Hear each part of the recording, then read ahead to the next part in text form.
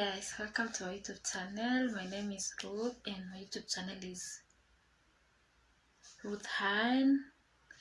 Yes, my YouTube channel is Ruth Han. So guys, thank you so much for clicking to this video. If you are new, if you're a new subscriber, thank you so much for subscribing, and for watching on my YouTube channel. And if you are a returning subscriber, thank you so much, guys. I'm so very grateful for you being part of my life. I know I can't do this alone. It's all because of your support that I'm here and I'm still going on and still moving on this. I'm so grateful. I really do appreciate for your support and everything. Thank you so much, guys. I'm so grateful. So guys, today I've prepared a story for you, and it's like the longest story ever.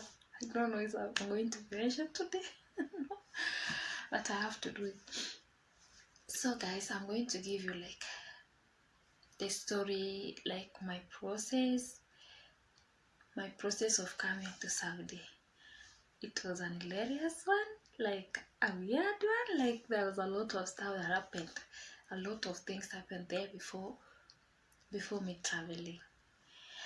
And after traveling, also there was some other stuff came and happened over here. I'm also going to give you a story for that, but that is the story for another day. So today, since the story is very long, I have to get to it right now. So guys, there was this moment in my life, I was seriously looking for a job. I was so crazy looking for a job, and there was no job, nothing was working. And I just finished my college studies and I was just home looking for a job, and that was so in the place I traveled to my sister's place, and I was living with my sister. My sister is married and I went there to live with her since her husband is a soldier and he wasn't at home. So yeah, that was the place. I was thinking maybe if I stay there I'm going to find a job easily, and life was going to be okay. But nothing like that happened, guys.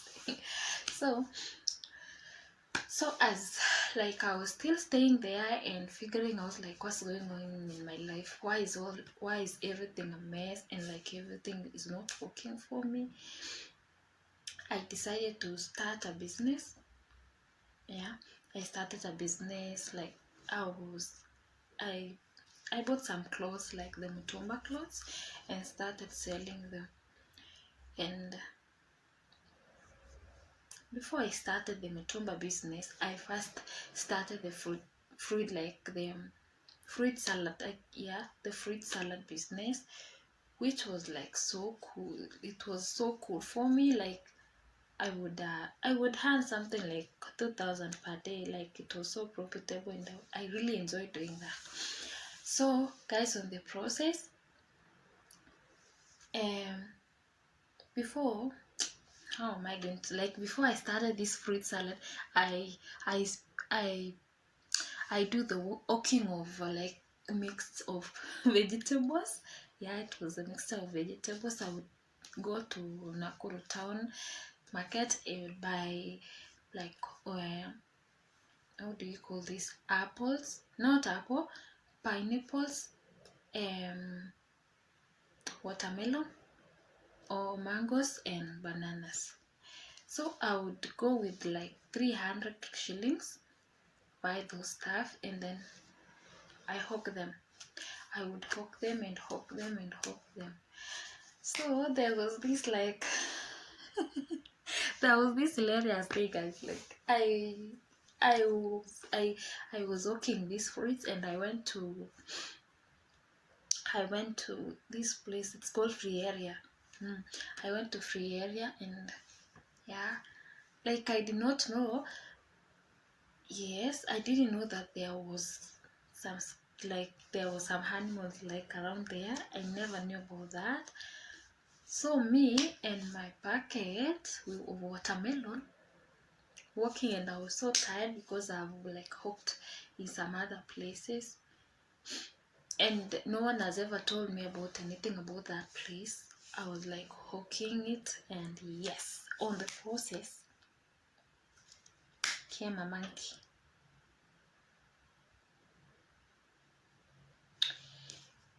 This, yeah, I guess it wasn't even, it was a gorilla. It was a gorilla, and a very big one. It was so big. It came and cracked my pocket. And I was like,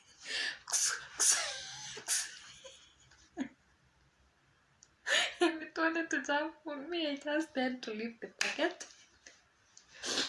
I looked like, yes. And imagine, guys, I haven't sold anything. I had not sold anything. That was the only things I had.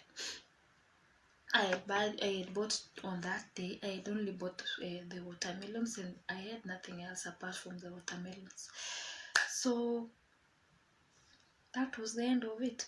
Though there was a man who came and chased it away, but it was already a mess because it had thrown all the watermelons down, and yeah, there was nothing else to do. I couldn't pick them, and even if I could pick them, who was I going to sell like that things? So it was like that day I felt so bad, but there was no other solution. So I just had to go home and start like and get some rest.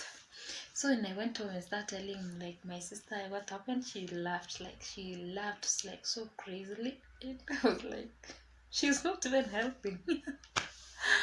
So after that scenario, I the next day I went and I went around the place like doing the hooking, but also it didn't work on that day, and I had to come to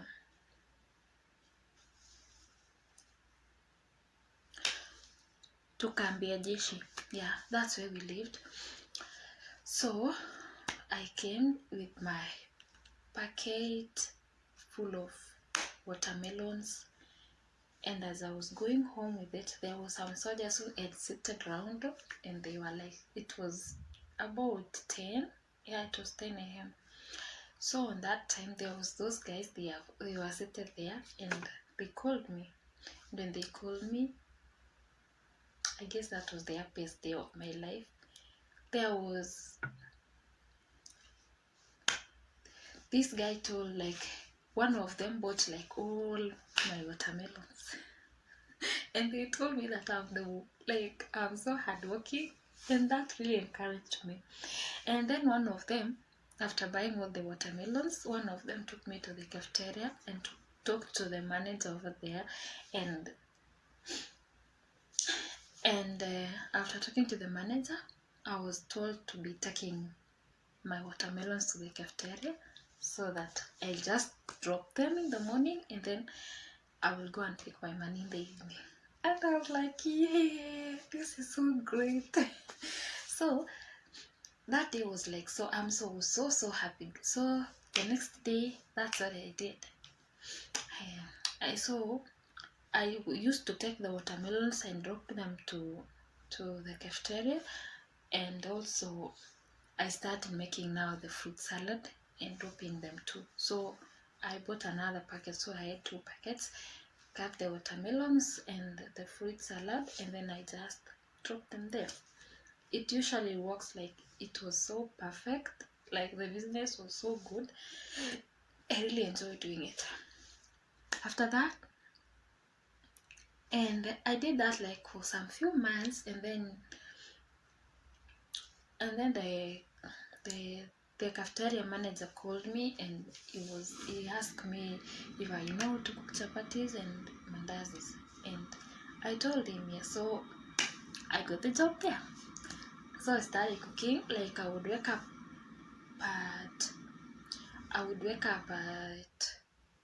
at 4. Yeah, at 4:30. I would wake up at 4:30.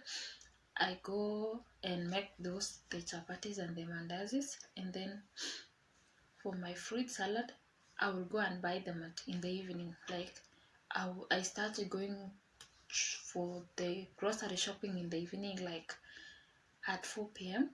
I bring them, and then in the morning I will do them. I will make the fruit salad, and then yeah, I took them there. So I did that long for like 3 months, and I got bored. Like the money I got wasn't enough, and I was getting bored. I used to get so tired with it, and now I started asking God for a job. Like I've done everything and nothing is working. So what else am I going to do? But still I continued with this business, and I guess I did it for almost 5 months, and then I was like, yuck, I'm tired of this. I need something else. I need something new. I need something that earns me good money, because that even if I couldn't save the money. Like, yeah, you understand, guys, like when you are doing something small, you get very small, and I'm that kind of person, like I'm not patient. I'm not patient. So I had to quit the job. I gave another lady, and she's continued doing it. Then I went home. Now I went home to the village, where now the village there's nothing important to do. So in the village, life was just like waking up, doing the house chores here, and that's it. So there was this day, my sister's daughter came. My sister's daughter came home, and this great news. When she came, I was in my bedroom sleeping, and it was like a surprise, because I wasn't even expecting her. I didn't know that someone was gonna come, but then boom, she was home, and I was so happy. And then she was just coming with this good news. She came and told me, like, you know what, there is this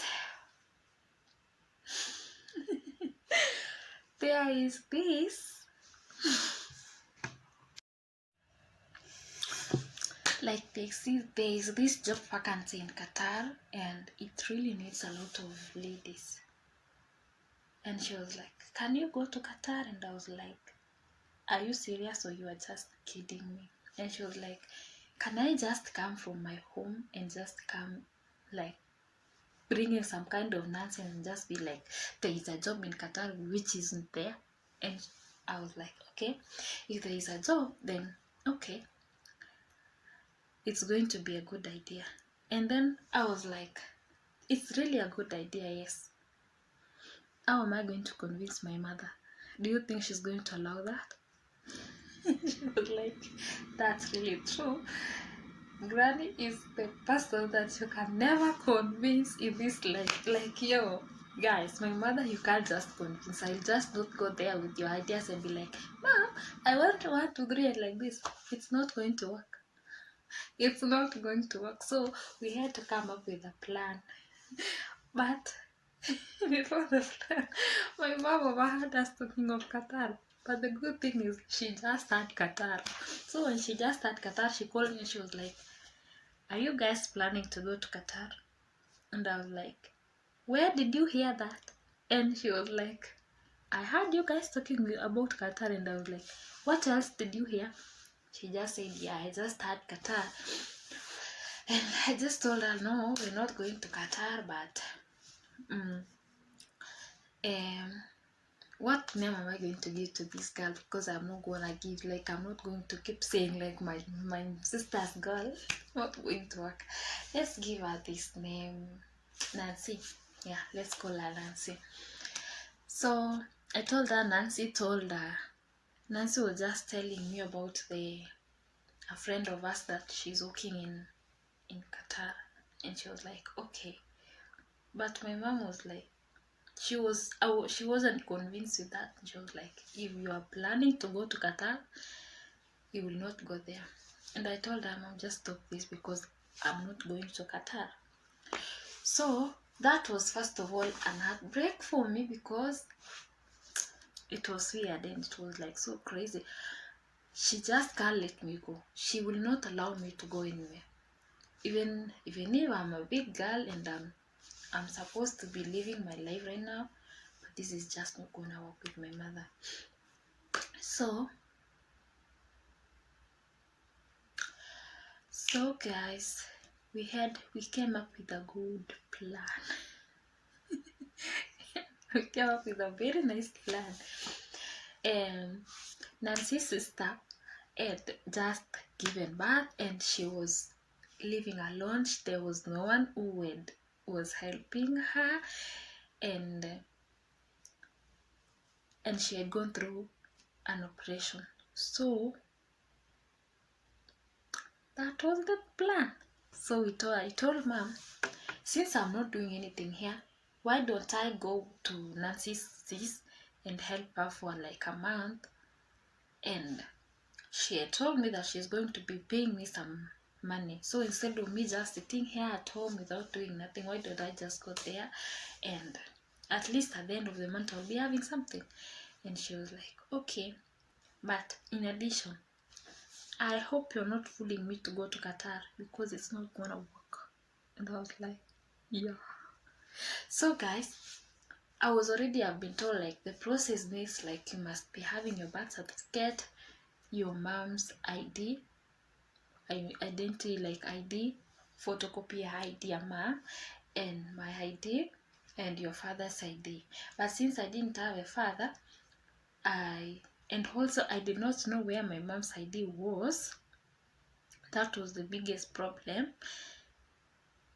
But I just was like, let it be. I will just take my ID and my birth certificate.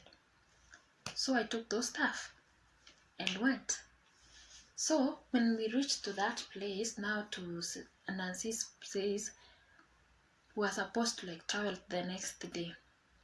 So we called the agent, and the agent told us I must have the ID of the photocopy of my mom's ID, and we had no idea where we were going to get that.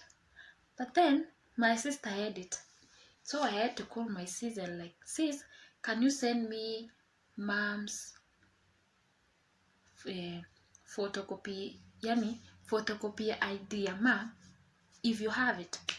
For real, I knew she had it because like my mom used to do a lot of things with my sister, so it was like so simple for her to have that. So, and she was like, what are you going to do with mom's ID photocopy? I told her like, there's this SIM card of mine that I was using back then, and it was ilikuwa imepotea, but I want to renew it. And she was like, okay. So see, I was like, nikatumiwa the photocopy ID ya mom. That was it. And I was like, yes, I got like now everything. I have everything now. So we went and we removed the photocopy at the cyber, and I made the photocopy of my birth certificate. Yeah, and then Nancy also did the same things. And there was this other girl. Yeah, there was this other girl that we were three. So the agency, there was this lady that was working now in this place who took us to the bus station. She paid everything for us and we went to Nairobi.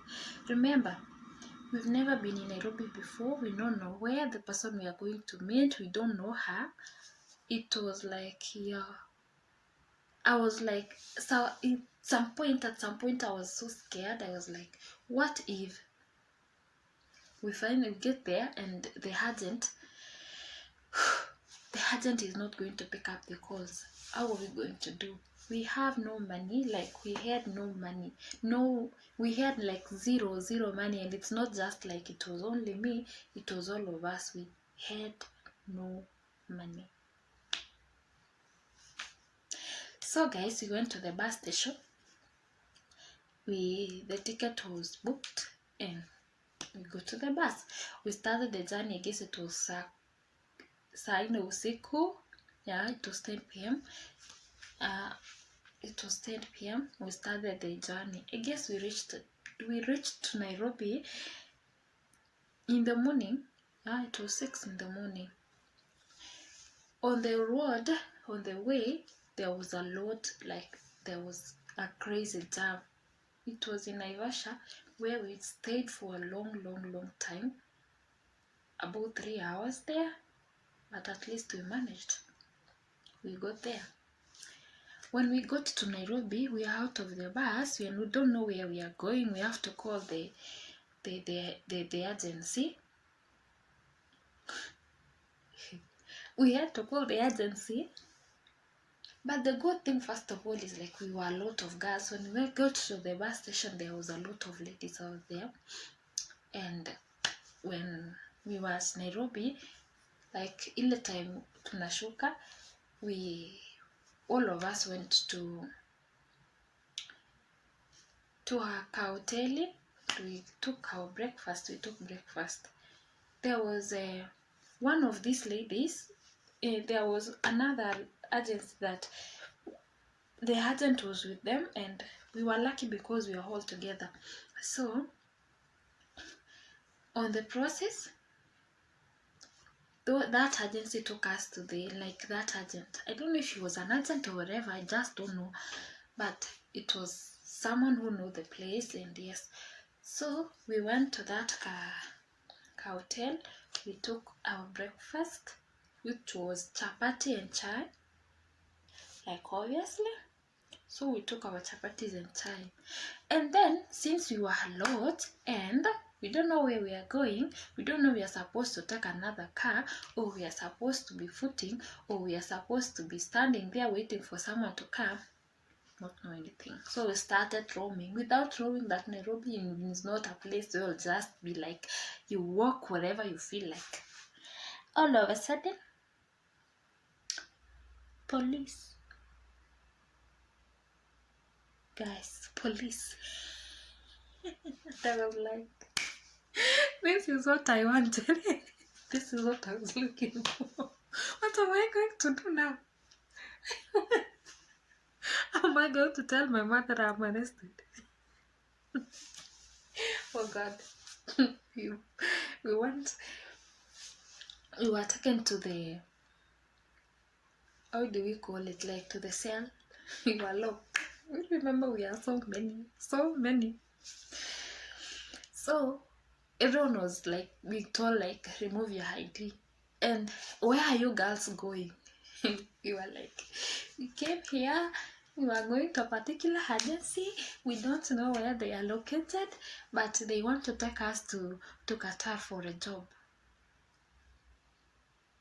And the police were like, so you girls, you just woke up at your home place and you are like, you are going to someone you don't know, like, to take you to Qatar for a job. Is your brains working? Are you guys okay? Or are you mad? I started asking myself, am I mad? Or am I okay? In the first place, now that is when that hits me, like, how on earth, first of all, how on earth, like, how did I even get myself to this mess? How am I going to explain to my family? Like, in the first place, my mom knows that I am at Nancy's sister's working. That's what she knows. No one else in my family knows that I went to Nairobi and I'm planning to go to Qatar. So guys, the good thing is, like, one of the agencies came and we were released, and I was like, thanks to God, we are out. So the panic was like gone. And yes, so we went up to that agency's her place, and that is now when we started calling our agent, which she came and picked us. And when she came and picked us, now we went to the office, to that office, now to my agency's place office, like to my agency's office. So There, when we got there, we were asked for the documents, which we gave out, and then she was like, there is no vacancy for Qatar. And I was like, then which country is there a vacancy? And she was like, it's Saudi Arabia alone. And I was like, do you mean Saudi? She was like, yeah, Saudi is the only country available, there's no other place. And I was like, okay, if Saudi is the only country there, then I'm not going anywhere. I can't go to that country. We all know that Saudi is not a place to go. How on earth am I going to just be like, I'm going to Saudi? Am I mad? I'm not going to that country. So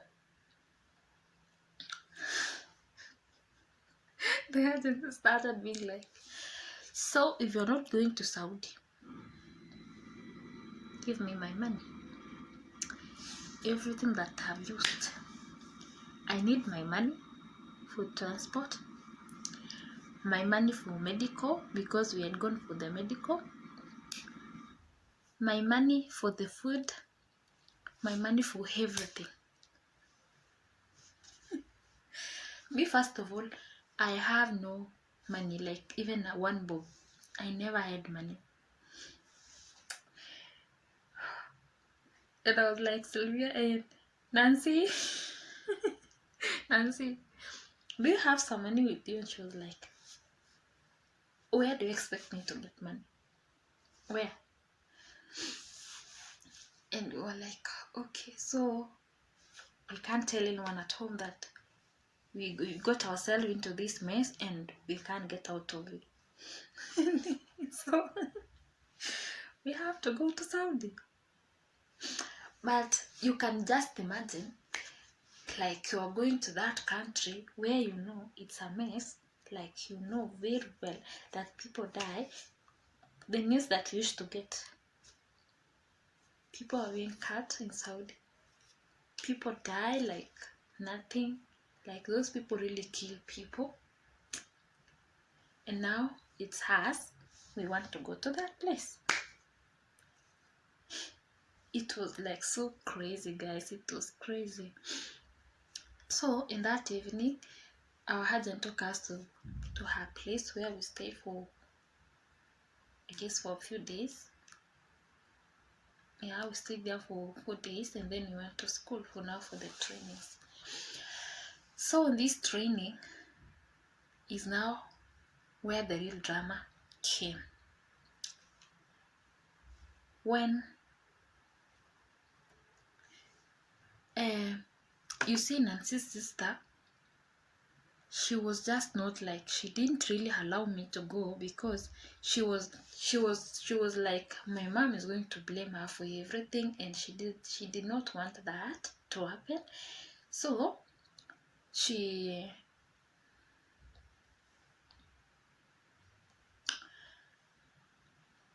called my mother and she told her everything. My mom is not that kind of a person that she'll be silent with something. So she called like the entire family, which was hilarious, guys. It was like, yo. So when I was just still like seated, my mom called me and she was like, where are you? And I was like, I'm at Naomi's, I'm at Nancy's sister's place. And she was like, are you serious? Are you lying at me? Like, Mom, you know I can't lie to you. That's what I'm working, I'm here. And she was like, I'm right here and you're not here, and I know everything. You lied to me that you're going to Nancy's sister's place, but you are not there. You are planning to go to Qatar. So I had to admit. I told Mom that I'm going to Qatar for a better future. I guys just sit at home, relax, and like enjoy myself doing nothing. How is that working? How is that even possible? I have to go, guys. Like, Mom, I have to. And Mom was like, I told you, you are not going anywhere. And I told Mom, you know this is my life, right? Are you going to be controlling me like for the entire life? Is this how things are going to be working? I'm over 18. I have an ID. I have every right to do whatever I want to do with my life. I can't be staying here. We need to there's a lot of responsibilities that we are supposed to do. So my mom was so angry with me on that day, and she called my sister. And my sister is crazy. She was like, so you had to lie to Mom to go to Qatar.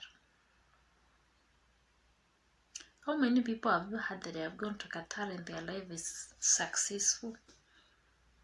And I was like, I've never heard, but maybe I'm going to be the first one. My sister told me, pack your belongings and come home right now. And I told her I don't have money. She was like, I'm sending you money right now. And I told her I don't need your money.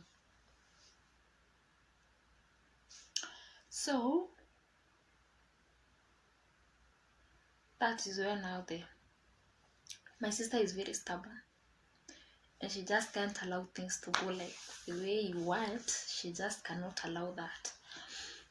So we were preparing to go to the school, now to the training school, which we did. We went there, but as we were still there, you know, now my sister, my mama asked the agency's number. Those people were threatened. They were like threatened. They were scared. They were really scared. So they called us, me now and Nancy. They called us and they were like, you have to go home. And we were like, what? Where? How? Now you know this is the agency. We just can't be like near, because they are it's everything. This is the only way we are going to chase to go to Saudi. It was Saudi. We know as we are going to Saudi. Our family know we are going to Qatar. Yeah. So we had, like, now my sister called the agency and she told them like she was going to send the police to the agency, and that agency, like, the agency was going to be locked. It was not gonna work again. So you can imagine, like, that's someone's business, and who on earth is going to mess up with their business? You know, that is like everything to you, right? So she had to call us, and when we were called, we were told, like, pack your belongings and come.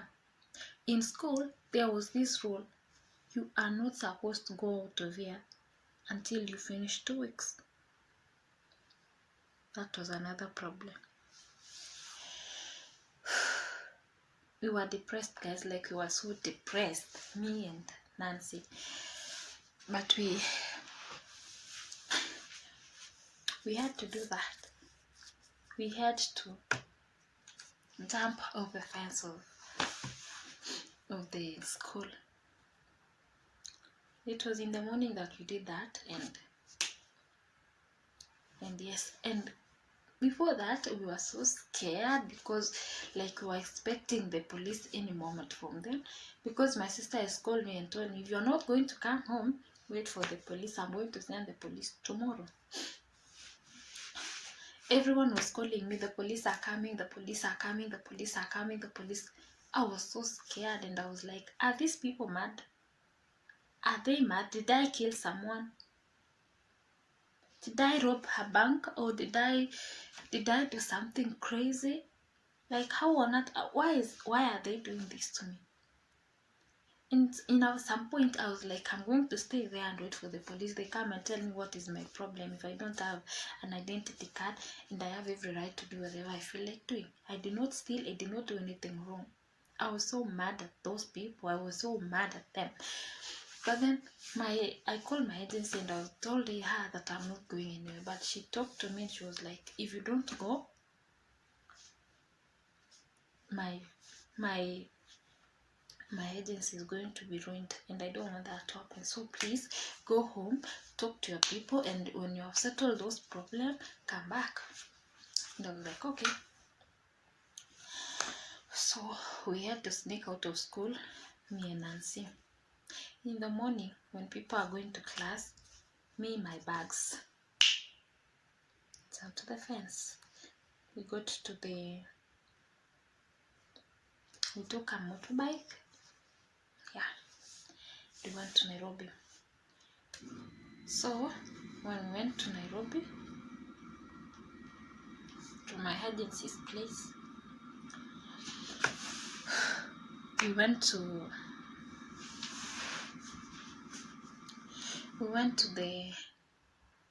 were taken to the bus station, which we went home. It was around 2 p.m. when we went to the bus station, yeah, and then we went home. But still on the way, when we on the way home, we are also being called like, the police are going to your school and you guys were not there, and we don't know where you are, and now the police are following you. Yeah, guys, I was so scared. At some point. At some point, I was like, why me and why this? Did I kill someone? Once again, did I kill someone? Was that the answer? No, it wasn't. It wasn't the answer to my questions. I was feeling like I was going to squeeze my sister.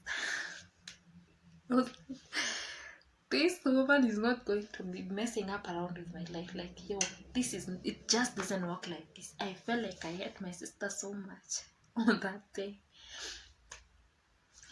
So we had to break our SIM card for the communication to end. I removed my SIM card because we thought that we are being tracked by the police. Yeah, we were told that we have been tracked and they know wherever the place we are. So we had to and withdraw the SIM cards.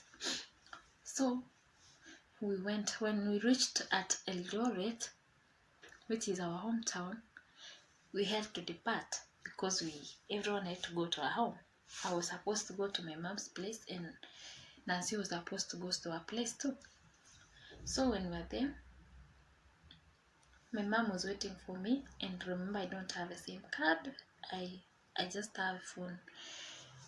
And remember, the last communication we were told that the police were following us. So I thought that maybe the police are going to go home and maybe they are going to arrest me over there. So I didn't go.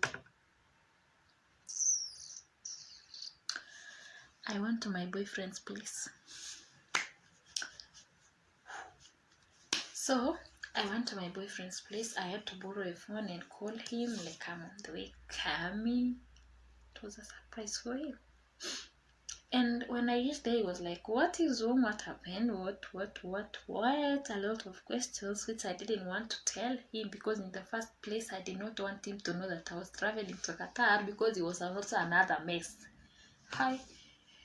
I will just not get myself in trouble. This man will not let me go. My family will not let me go. And because I have this problem, I will not just add for this one. So I just had to be like, I just decided to come and visit you. And he was like, at this time of the night, where have you been? Do I have to answer all those kind of questions? Like, seriously?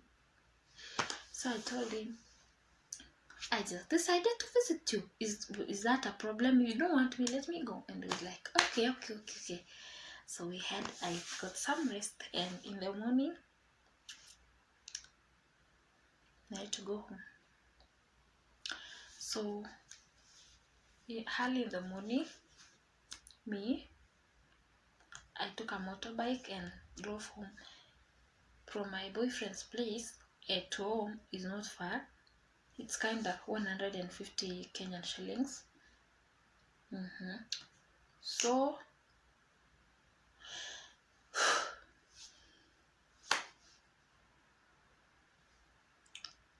I went home. But when I was going home, yani nilishuka mbali from home, like 1 kilometer away, because I wanted to walk. I didn't want everyone to see me, because like, yes, I don't want everyone to see me. But when I was still walking, all of a sudden I met my mother. She was so hungry, but I'm also hungry. Like, I was so hungry, like, Mom, really? Did you really have to do this to me? First of all, when I just saw her, I started crying. I'm so hungry. I don't even want to see her. She was like, how are you? And I was like, I'm fine. What did you do? Since we were on the road, we couldn't communicate, so we had to go home. So we went home. Not even home, we went to my brother's place. And my brother started talking to me. You know that country? You know that? You know, oh, you know, yes, you know, yes. Which I did not want to hear. I found myself crying like so crazily. I cried so hard, like, until my brother was like, I guess you need to relax first, and then you'll come we talk. And I went home. Remember, my mom is not someone to convince. And me too, I'm not the kind of girl you just convince. So we had two people. I want to go to Qatar, and I've made up my mind. She doesn't want me to go to Qatar, and she has made up her mind. So it was hilarious. It's my decision. So I went and I had to talk to her. I talked to her and I told her that I'm not going to go to Qatar again. That was the only way to tell her, because obviously she was not really going to say yes to that. So I talked to her. I told her, Mom, you know what, I'm just going to go and finish my training, and then I will come back and find a job with a certificate from the training. And she was like, are you serious? And I was like, yes. Will I lie to my mother? And she was like, okay. So I went, but she was like so scared. She thought that she might not see me again, like I was going and going and going forever. I won't come back. But I told her, I will come back. I'm not going to go. You are my mother, and I'm not going to just leave without saying bye to you. So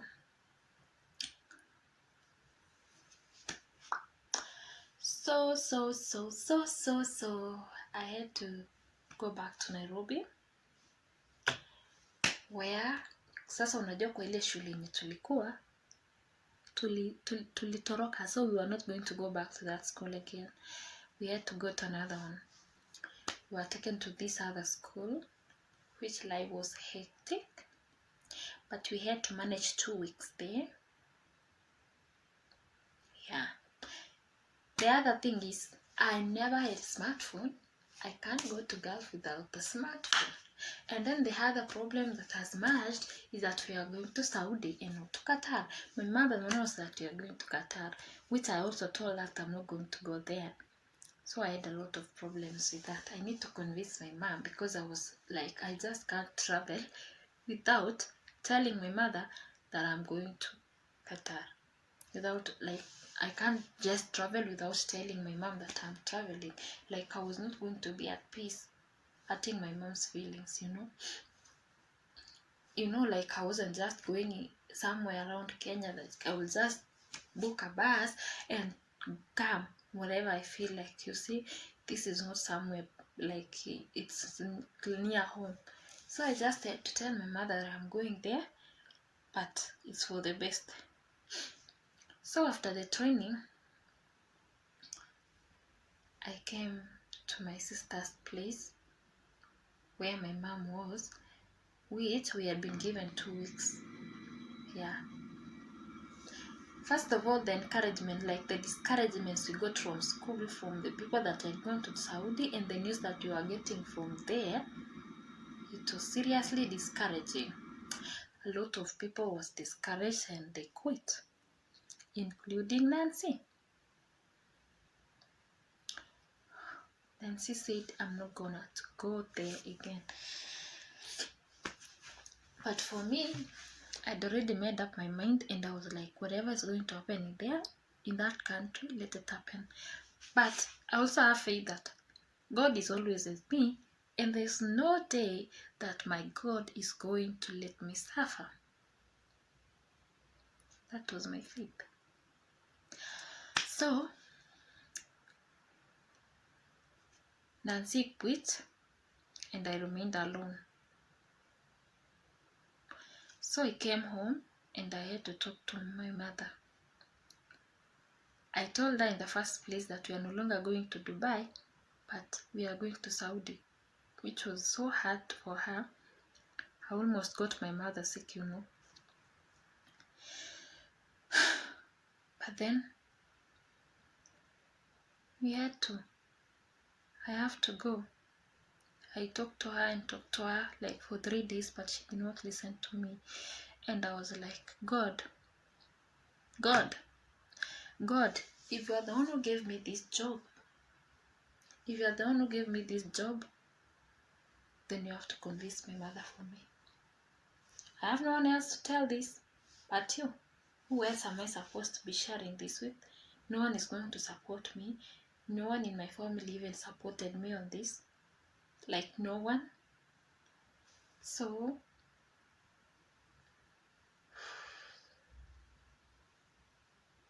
there was this day, like, it was on Sabbath. On Sabbath day, I prepared myself and go to church. And before I went to church, I prayed. I told God, if this is your plan for me to go to that country, I know you're always by my side.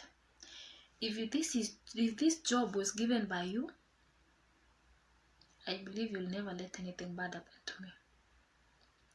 God, I trust you and I believe you like so dearly.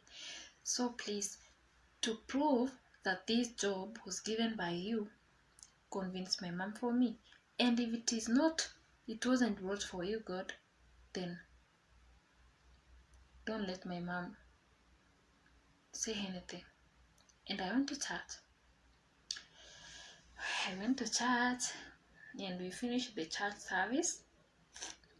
That was in the evening at saa 10, and I came back home. So when I came back home, like, guys, it was something like so weird, because my mom called me and she told me, I know I can't convince you. I know that when you want to do something, no one can just convince you just like that. If you really want to go to Saudi, I give you my blessings. You go there, take good care of yourself, and I will always be praying for you. You don't know how I felt. Like, I felt so happy. I thank God so much. Like, God, thank you so much. I don't know how to thank you. I was so grateful. I really thank God on that day.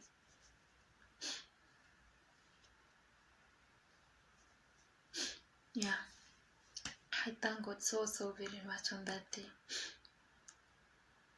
My mom gave me her blessings, and she said that she was going to pray for me like the entire years I'm going to be in Saudi. Yeah. So happy. Now it gives like this kind of emotion, or like these emotions that now came, whereby you are starting imagining, like, am I going to stay without my family for 2 years? Yeah.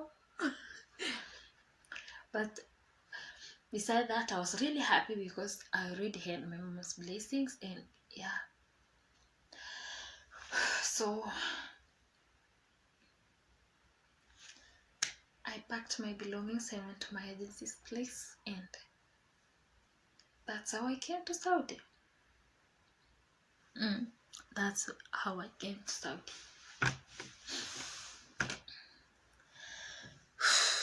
So guys, I guess that's the end of my story, and I hope you enjoyed.